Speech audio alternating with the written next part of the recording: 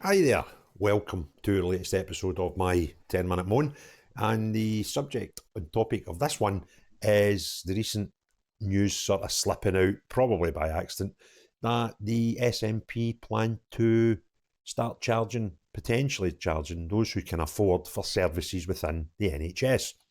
Now, what happened was MSP Michelle Thompson was on BBC Debate Night, and she said that Scots should be willing to pay for some treatments on the NHS.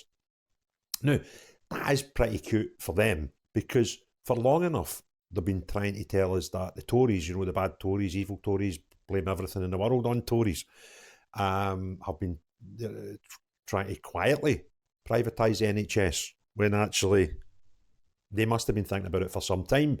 And I'll come on to a bit of information at the end of this video. They've not been thinking about it for some time. They've actually been implementing it for some time, as we'll talk about later. But the Tories are often slaughtered by the SNP by claims that they're trying to sort of under the radar privatise the NHS in the whole of the UK. And this is despite Dr. Philippa Whiteford. She's an SNP MP down in Westminster. She said, I think it was just at the end of last year, that NHS England was sneaking in privatisation, but NHS Scotland remains unified. That's what she was claiming in Westminster not so long ago. But on BBC Scotland, Thompson said that some of those who can pay might be willing to pay for currently free services within the NHS in Scotland. Now, this is quite bizarre. Just at the weekend there, I was talking to a pharmacy manager, and she was explaining to me, we're talking about my own problem I've got with my ears, and I was saying to her, oh, that's where you work, and, is this something that you do, a service? I was thinking about possibly getting ear syringes, and she talked me through, how the process works and what it might and might not be able to help.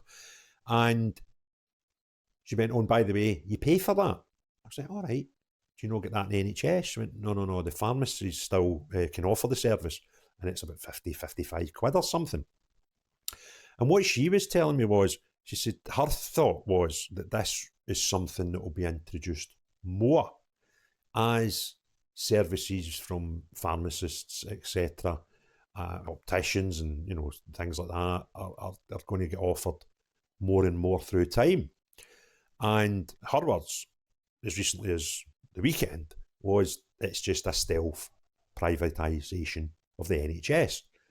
Now, it gets me thinking why. And the SNP have got this mad notion that they try to tartanise everything, put a wee bit of tam o' shanter on it. And for years now that they've been tam o' shantering that we'd give free prescriptions.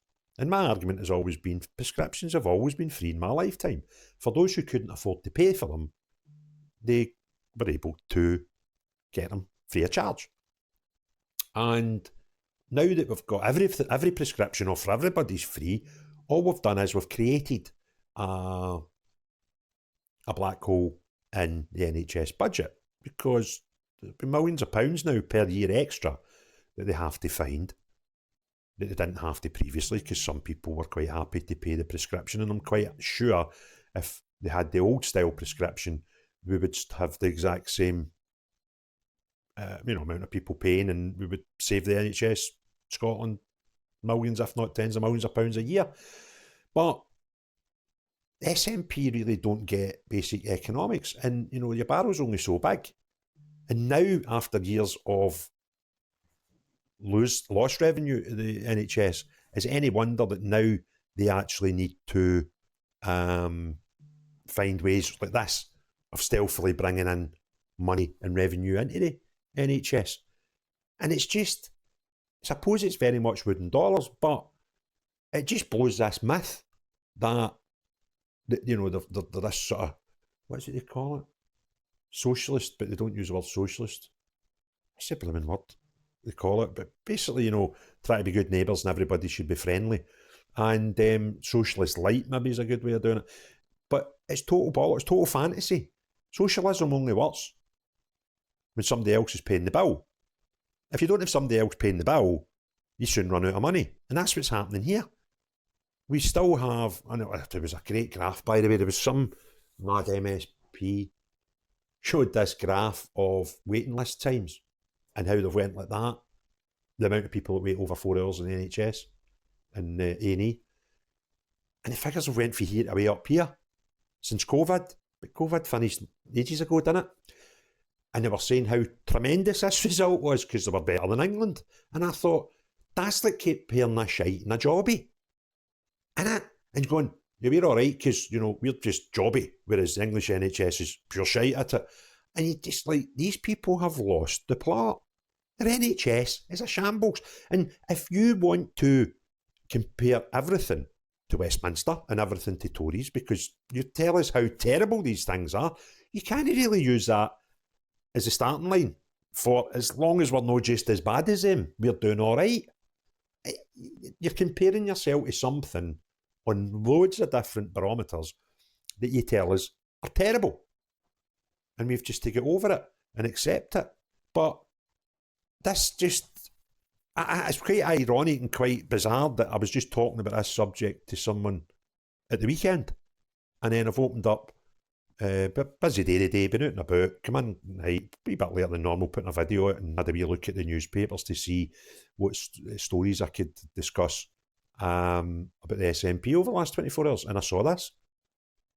Now, if you think about it, for her to sit on a debating programme and spout that, this must be getting talked about. She's not just dreamt it up, right? She's not just went on to that show. Somebody started talking about the NHS and she's just decided off the cuff, oh, might be worthwhile getting folk to pay that can afford to pay. Well, bugger me, what a crazy idea that is. That's exactly what we've done with prescriptions before. You crackpots decided to muck about with that. And by the way, the folk in the NHS, management, accounts, etc., told you all back in, this will not work. This is not cost effective. But nah, we're going to tartanise it. We'll give you all free prescriptions. We had them anyway for those people that couldn't afford it, you idiots. But anyway, how long's that been? 10 years or something like that? And you're now going, probably right. You know, we can't give everything away free. Nothing is free. It's got to get paid for some way. And the shambles you've done our economy over particularly the last 10 years, you know, been in power for 17, but it's absolutely shocking. And now it's took you all this time to realise, you know what, we maybe can't do it. But why, instead of just going, you know what, we're just going to get our prescriptions in line with the rest of the UK, because that would kill you, that would make you feel really, really bad. You're thinking, well, we'll just start charging them for services, but you're already doing it. If I want my ears syringed, I go to the chemist, I make an appointment, they charge me 55 quid, right? And if you go to your doctor, if they're still doing it, they'll start wheedling out and saying, that's not a service we do. You either go to the chemist and get it done, or you go into hospital, but they'll refer you to a chemist. So, privatisation of the NHS has started. It's already in place in Scotland, the SNP, but they'll tell you, they Tories, they mad Tories, they bad Westminster Tories, they're trying to stealthily privatise the NHS. You're already charging us for services at the NHS under a stealth thing by sending us to the chemist. And now you're suggesting that we should pay for more. So, there you go. Help Crivens, help me Bob. The SNP have now realised after all this time that you can't give everything for nothing. So, if you like the video, give me a thumbs up, hit subscribe and share if you can, please. Most importantly of all, unless you are an SNP, MP or SNP, MSP, have a great day. Cheery bye now.